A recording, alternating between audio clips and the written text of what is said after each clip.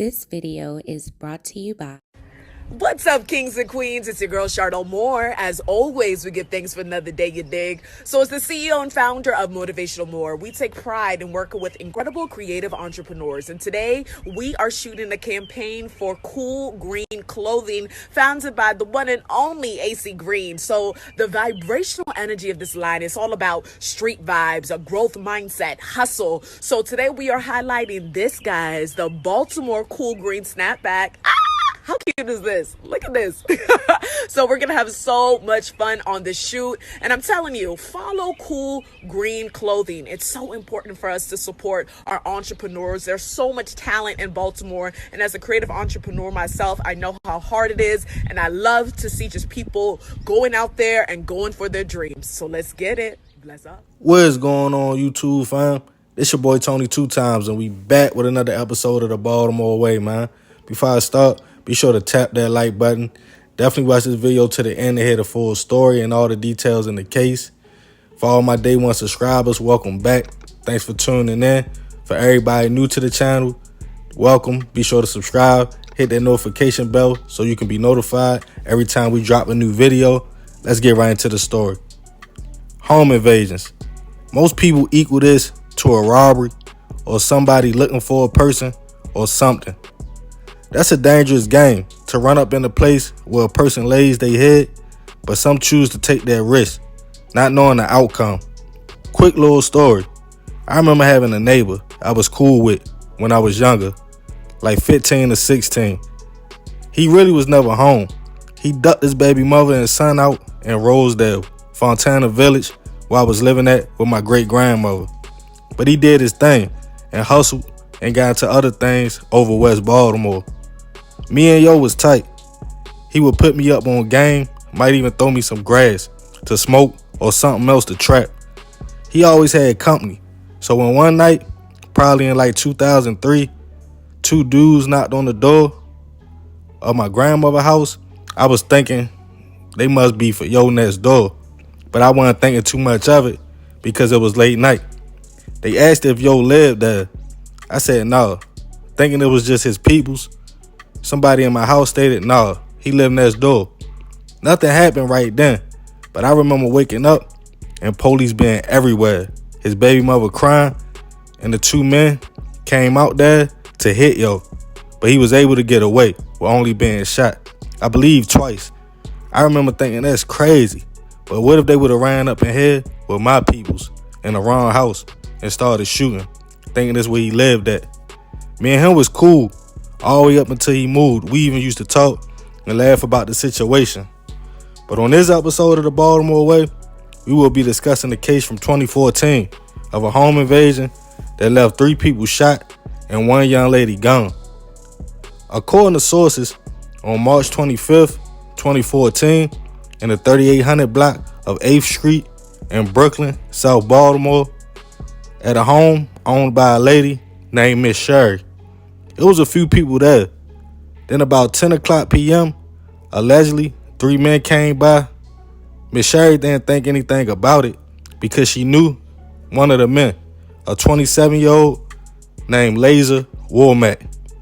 She knew the man for years, over 20 years to be exact. And according to her and later statements, another man with him named Deshaun Richardson, who was 19 at the time, and one other person. At the time, Laser lived around the corner from Miss Sherry with a man named Nice. But this visit was different. When the men walked in the home, they stated they were looking for somebody and for drugs, and asked everybody where the stash was at. With Laser knowing the family, allegedly he went upstairs to see who was all up there and searched the home and talked to Miss Sherry's son. As Deshaun and the other man kept asking the 4 others downstairs where it was at, it was 2 young women and a young man at the home downstairs sitting on the couch at the time. Then allegedly, while Laser was upstairs, shots went off, striking the 2 young women and young man before the men ran out. One of the victims, the young man, ran outside immediately to get help after the men left. An ambulance and BPD were called to the home, where allegedly one person was shot 12 times, another multiple times, but fortunately, 2 other victims would survive. But the third victim, 21-year-old Johnny Shepard, would not survive and pass away at the hospital just 30 minutes after the incident. As BPD talked to witnesses and the survivors, they told them Laser came over with 2 other men looking for someone who wasn't dead and demanding drugs. And when they said there wasn't any, the men opened fire. One of the people in the home stated Laser was upstairs when the men started shooting, but only after he told them there's nobody else up here but her son. On March 26, 2014, BPD picked up Laser and interviewed him, but he denied he knew anything about the shooting. They was alleging he was BGF and the shooting was drug and gang related. He was held and charged with first-degree hit, 2 attempts, home invasion, and other charges. The next day, while at Central Bookings, Laser decided to talk to a detective and change his story, stating he did go to the home to visit someone he knew, but he was out back talking when he heard shots go off. But the charges would stick. As the case made it to the news, another man was identified. Deshaun. Almost 1 month after the shooting, he was picked up all the way in Abington, Maryland by a Harford County task force and took back to Baltimore, charged with first-degree hit and 2 attempts as well. As the case was headed to trial, Laser fired his attorney and chose to represent himself as prosecutors started to call the situation drug-related and gang-related. Assuming the men were BGF, Laser pointed out the fact no one saw him with a blick or shoot anyone, but the state pointed out the victims stated the men came to the home with him and that they got upset when they couldn't retrieve the drugs they thought that was in the house. With witnesses, statements, and testimonies, Laser was sentenced to 80 years in prison, with all but 40 suspended, after being found guilty of the lesser charge of second-degree murder. He was acquitted of first-degree murder. As for Deshaun, he was also found guilty of the murder and 2 attempts and was sentenced to life, all suspended but 28 years in prison.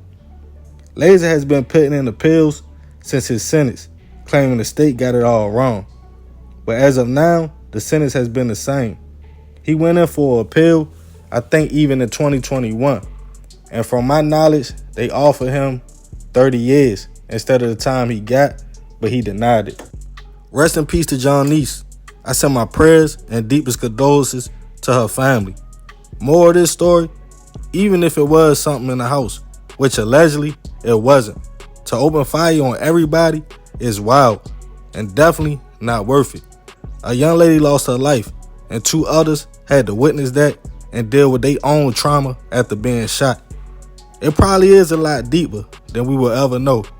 But if you are accused of running in somebody's spot, shooting, and get caught, you already know they definitely gonna make an example out of you. Because hey, that's the Baltimore way. Man, crazy story. Rest in peace to that young lady who lost her life, man. As for Laser, he been claiming he been innocent since the beginning. He basically saying like the house that was over there, everybody used to come kick it at, everybody used to hang at it. He said he knew the lady, he knew a few people there, but he's saying he was out back talking to somebody when he heard shots.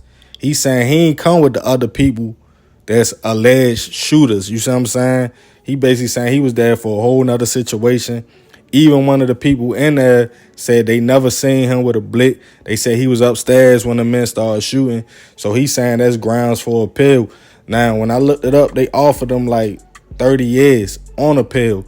So he might got a case. They trying to give him lesser time, but I think he want to go home altogether. He basically feel like he ain't had nothing to do with it, man.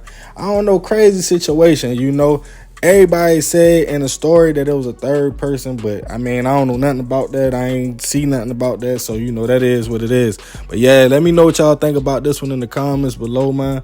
I appreciate you if you made it to the end. This your boy Tony 2 times. It's all love, fam. This another episode of the Baltimore Way. I'm out.